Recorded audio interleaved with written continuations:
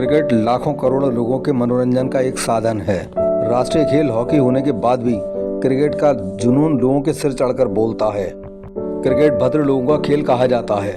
इस खेल का एक काला सच जुए और सट्टे की काली दुनिया से भी जुड़ा है। हर साल हजारों करोड़ की हार जीत इस खेल के अलग अलग प्रारूप में होती रहती है।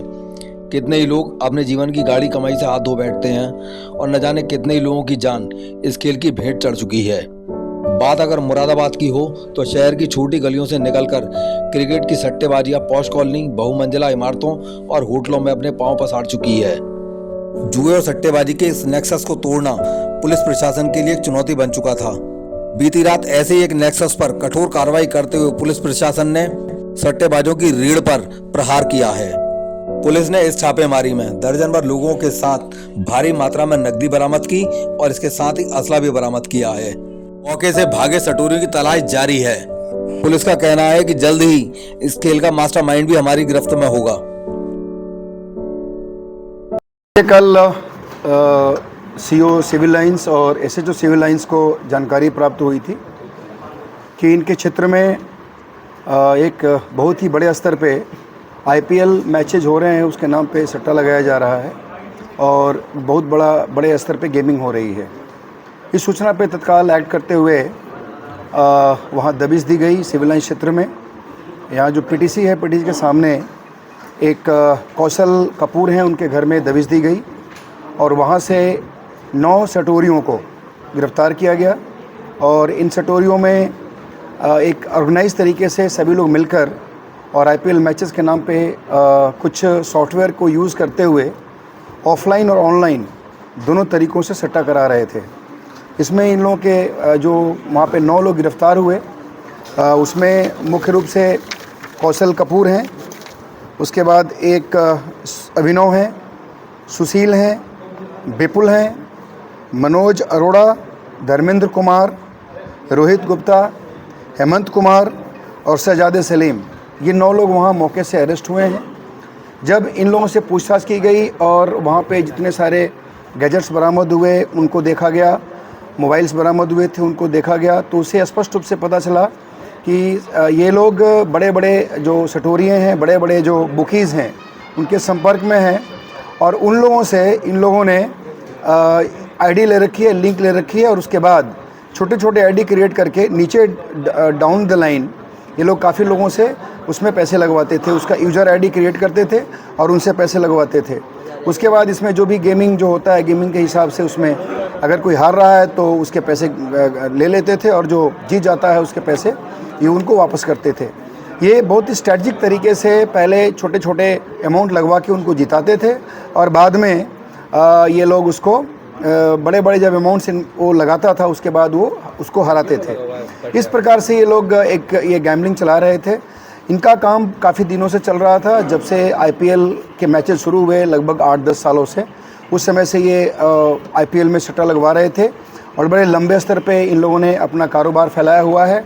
काफ़ी इन लोगों ने इन कारोबारों से काफ़ी पैसा अर्जित किया है और काफ़ी धन संपत्ति भी अर्जित की है। इसमें हम लोगों ने इन लोगों के पोजीशन से जो बरामद किया उसमें कैश 1,46,000 रुपये, 10 स्मार्ट मोबाइल फ़ोन है, एक कीपैड मोबाइल फ़ोन है जिसको हम लोगों ने देखा, उसमें बहुत सारे रिकॉर्डिंग्स हैं हमारे पास, 10 एटीएम कार्ड्स हैं, कैलकुलेटर्स हैं, कुछ कागज़ के स्लिप्स थे जिस पर कुछ लिखे हुए थे, कुछ पैन कार्ड 8-10 पैन कार्ड बरामद हुए हैं, एक एलईडी सोनी का एलईडी बरामद हुआ है। वहाँ पे 2 असलहे भी बरामद हुए हैं, दोनों ही लाइसेंसी बरामद असलहे हैं, एक पिस्टल और एक रिवॉल्वर, उसके साथ कारतूस भी बरामद हुए हैं। 7 जिंदा 315 बोर और 9 जिंदा .45 बोर। 2 गाड़ियाँ बरामद हुई हैं, एक स्कॉर्पियो और एक क्रेटा कार।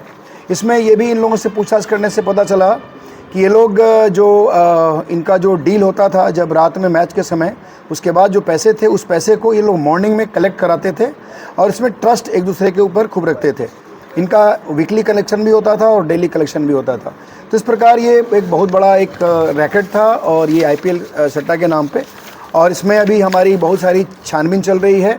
इसमें यहाँ के बहुत सारे बड़े बड़े जो बुकीज़ हैं उनके नाम आए हैं और उसमें से जो लोग हैं उनके खिलाफ़ हम लोग अभी छानबीन कर रहे हैं, कार्रवाई कर रहे हैं।